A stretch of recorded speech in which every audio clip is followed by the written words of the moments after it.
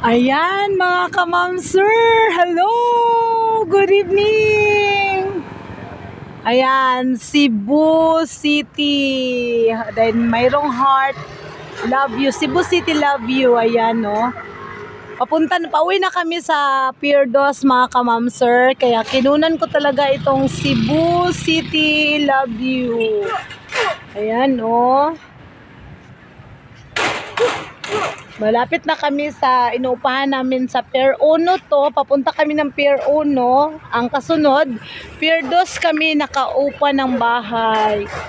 Ayan mga ka-ma'am-sir, o Cebu City. Ayan, Cebu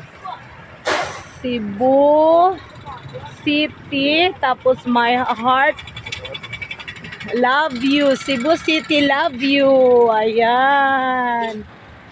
Oh, 'di ba mga ka-ma'am-sir, ang galing. Napaka-peaceful nila dito mga ka-ma'am-sir. Oh, ayan, peaceful na peaceful yung lugar nila. Dito hindi kami nakapag-vlog talaga. Try namin matapos kami bukas. Try namin dito bukas umaga. Hindi na namin naabutan ng oras. Ayan oh. Ayan. Ano na ngayon kasi, alas 11 na ng gabi. Naabutan kami ng alas 11, no? Kanina, alas 6 pa kami doon sa may DSW. Nakita pa kami ni Sir. Nakalimutan ko pangalan ni Sir. Hindi ko nakuha yung pangalan ni Sir. Sabi niya, uwi kayo kasi gabi na. Huwag na kayo dito magpagabi, sabi ni Sir. Ayun, naglakad kami galing sa DSWD hanggang dito. Naglakad talaga kami, naggawa kami ng content, kung anong nadaanan namin, gumawa kami ng content, nanghingi pa ako ng gis pangkain bukas. Naka 150 ba naman? Yan, may foreigner, oh. Ayan. Hello, sir! Ay! Bye-bye! Good night, sir! English or Spanish?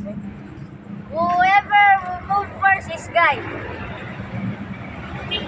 Naglalaro sila ng anak ko. Guy. It's not guy, gay. Are you gay, right? You gay? No. It's not a gay. Why you move first? Oh, my friend, mga ka-ma'am-sir, my friend yung anak ko kaagad nung pagkadating namin dito sa Cebu. Na-meet namin siya.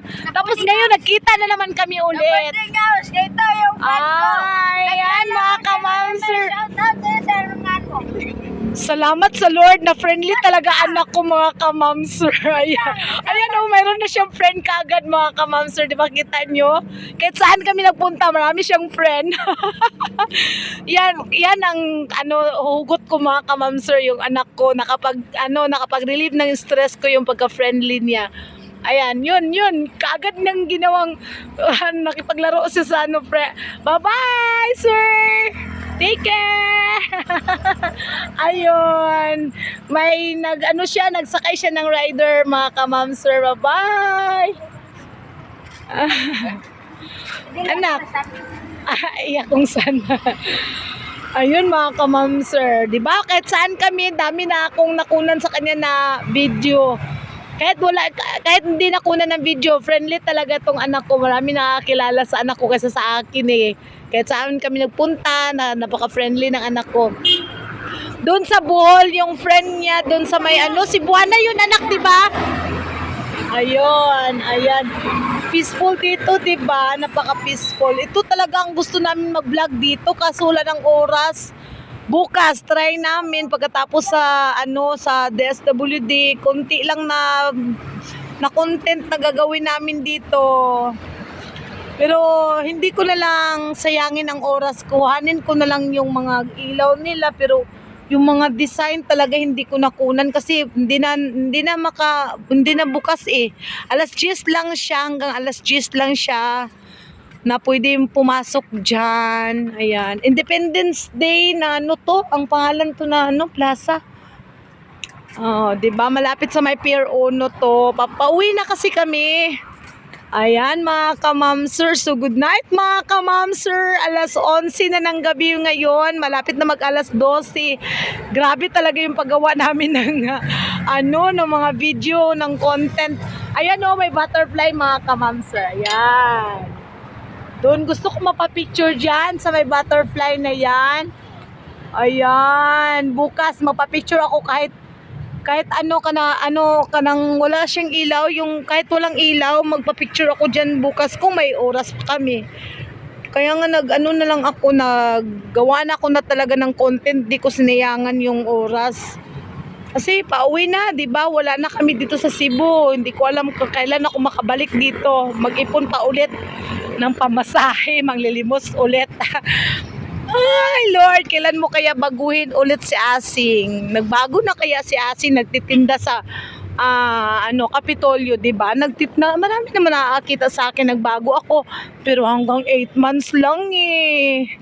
Ito na naman ulit, nanglilimos na naman si Asing ulit. From March until now. Simula March, naglilimos na naman ako. Doon ako kailan kami naghirap talaga ng sobra-sobra. Kahit nung November, December, January talaga sobra. Naglilimos na ako nung December, January, February, March. Ayan ito. 1606.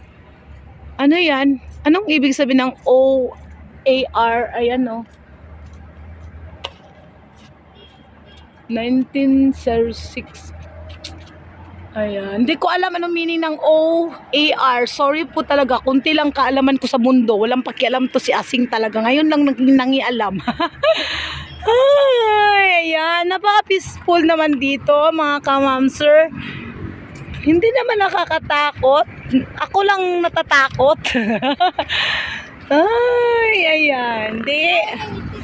Dapat akong umuwi kasi hindi naman lugar namin to, 'di ba?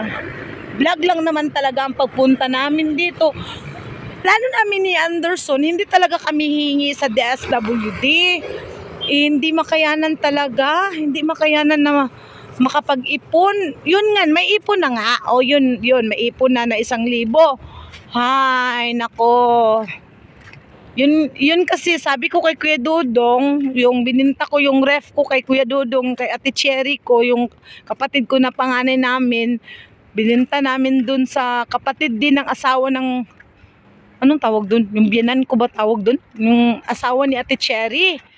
Yung asawa ni Ate Cherry, may kapatid, yun ang bumili sa ref namin. 4,000 lang ang inuna, kulang ng 5,000.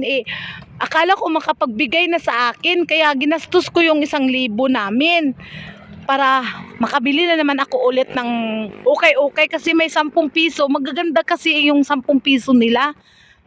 Kasi balak ko kasi pag dumami-dami na yung okay ko, yun na talaga ang ipang-focus ko na ibenta, pangkain lang namin, makakain lang kami, sa Divisoria kami ulit matutulog. Pagdating namin dyan sa Cagayan, bukas, uwi kami, Thursday, kung makasakay kami bukas, makakuha kami ng ticket kasi tutulungan kami ng DSWD, bukas makauwi. Baka Friday, nandyan na kami sa Cagayan ulit, makauwi na kami. Ayan, naglalakad kami Ito, Pier 1 na yan. Ayan. Palakad pa kami, papuntang Pier 2. Kunti lang naman ang lakarin, mga 100 miles lang naman. Joke. 100 miles. Dito, yung nag-vlog ako dito na nung may karton, dito yun sa 7-Eleven eh. Ayan, dito yun banda, 7-Eleven. Ayan. Hapit nga.